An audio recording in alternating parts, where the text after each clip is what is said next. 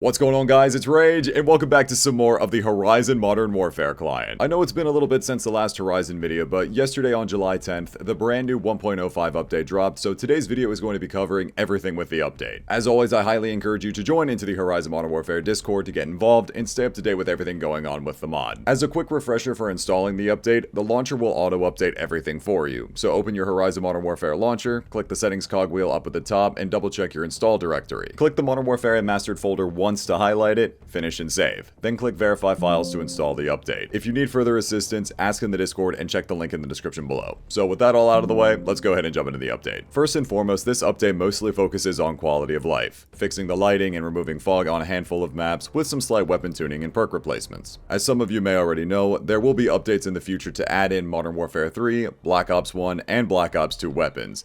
That is not in this update. Those will eventually come down the line, not exactly sure when, but presumably in the near future. The Horizon Modern Warfare devs have been working on the next 3 updates simultaneously, first of which again being this update with quality of life, then more Modern Warfare 3 editions, then Black Ops editions. That's what the near future is looking like to my understanding. There were a total of 8 maps mentioned here for map visibility and improvements: Scrapyard, Bootleg, Derail, Dome, High Rise, Fallen, Rust, and Terminal. Changes to Rust, Dome, and High Rise were definitely the most noticeable without the dust and fog on them. Visibility is much clearer. There were some more specific map fixes with the care packages now landing properly, and gold camo reflection probe improvements on Underground and Resistance. There's also a handful of weapon changes and equipment fixes, such as the PP90, UMP, SCAR, Noob Tubes, and Thumpers were all nerfed. Max damage range on the PP90 was reduced from 1000 to 750. Damage over range values are now matching that of the original Modern Warfare 3 values, 30 to 17. The KSG had its max damage range reduced, which is nice, so hopefully I won't get wallbang through Dome again. The UMP's max damage range was reduced from 650 down to 350, so you shouldn't be getting effectively sniped cross-map by it. Similarly with the SCAR, the max damage range was reduced from 1000 to 650. M16 and FAMAS had their base damages dropped from 40 down to 35. And again, thankfully, the Noob Tubes and the Thumper have both had their explosive damage and radiuses nerfed.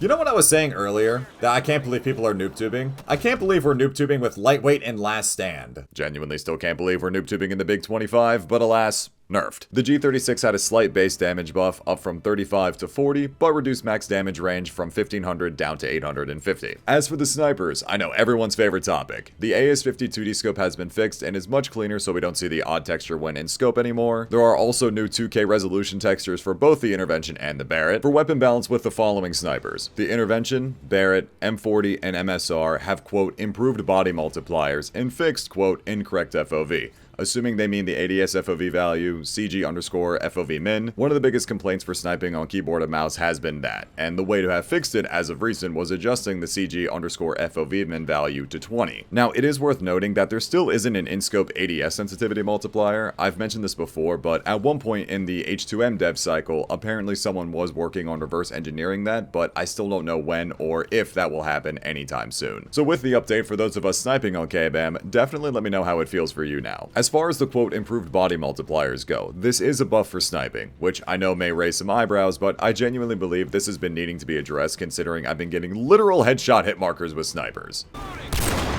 Securing B.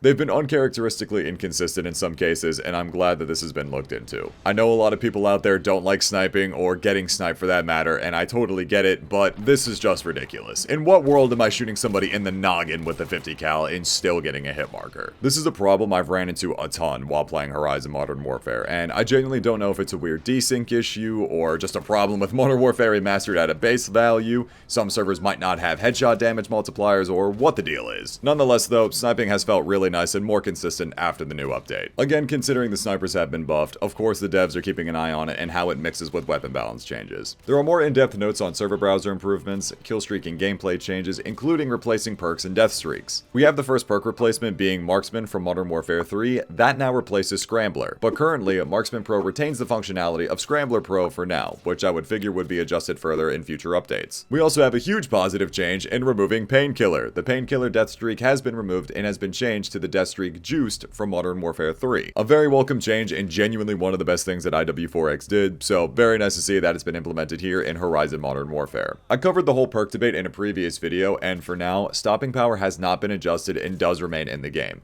We'll have to see how the weapon balances and changes affect the feel of it. Similarly to the whole stopping power debate, there was another poll recently for killstreaks, and if they should be changed to the Modern Warfare 3 style of it with no chaining killstreaks. 65% of the vote was in favor of keeping it Modern Warfare 2 with the chaining killstreaks. Now, I personally disagree with it, but it is what it is. Me personally though, I'll just continue to play support and shoot your killstreaks out the sky. How can you see into It does help knowing that they adjusted the Stinger and AT-4 rockets not tracking killstreaks properly, so that's a huge plus. Huge day for support players. The 5 of us can rejoice about that. Speaking of killstreaks, we have some fixes here too. Most notably that of the nuke kills counting as killstreaks in servers with game-ending nukes disabled. Meaning a server that has the Moab effect essentially. Someone who drops a nuke and kills, say, 6 enemies with the nuke, they get another kill, and then bam, they get their Harriers and start the chain reaction all over again. That has been fixed. They've also potentially found the fix for chopper gunner crashing some servers. They did fix the Reaper, so now it's usable on Ball. And they also added the AH-6 Overwatch, Advanced UAV, and the Reaper to your combat records. As I mentioned a moment ago, we do have some improvements to the server browser and its performance. The Horizon devs overhauled and refactored the entire server browser backend and overall should be a lot more responsive. For example, you should be able to tell when a server is actually full instead of connecting in and then getting kicked when the server is full. They fixed crashes relating to the server browser, crashes relating to Rxqe, and even the message of the day when you launch the game. I personally didn't have any crashes with the message of the day, but if you were someone that was having that problem, that's fixed now. A couple of the miscellaneous fixes were increasing the tac insert placement speed. It is now that of MW3 Quick Draw Pro. I don't know the exact timing off the top of my head, but I believe it went from 3 seconds down to 1.5. Ammo count for akimbo pistols, not including machine pistols, have been increased. An ADS fire bug when using 2D scopes was fixed. They also have now an improved CM901 iron sight and adjusted its fire sounds, along with the MP7 in G36. The MP7 textures and the water camo issue with it were also fixed. The G36 had its inspect animation fixed, and lastly, camo progress resetting on the MW3 weapons when entering Prestige has also been fixed. I talked about that briefly in my Road to Toxic Waste series with the SMGs and the ARs.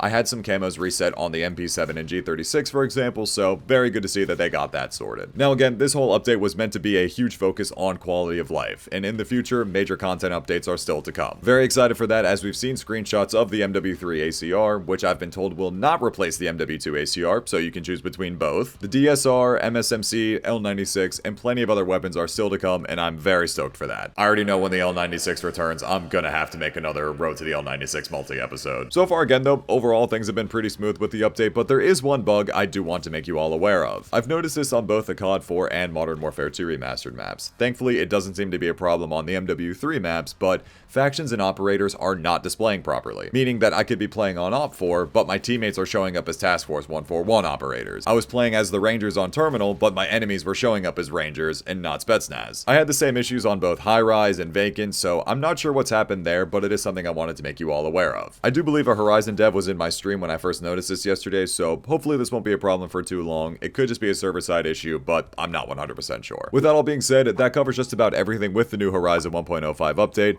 Again, please do join into the Discord to stay up to date with everything going on, and let me know down in the comment section below what you all think of the update. If you need any assistance with installing the mod and update, feel free to either check out my installation guide or the GitHub installation process. Both are linked down in the description below. Thank you all so much for watching this video, and I hope you all enjoyed. Leave a like if you did, subscribe if you're new. It's been Rage, and I'll talk to you guys later. Take care, everyone.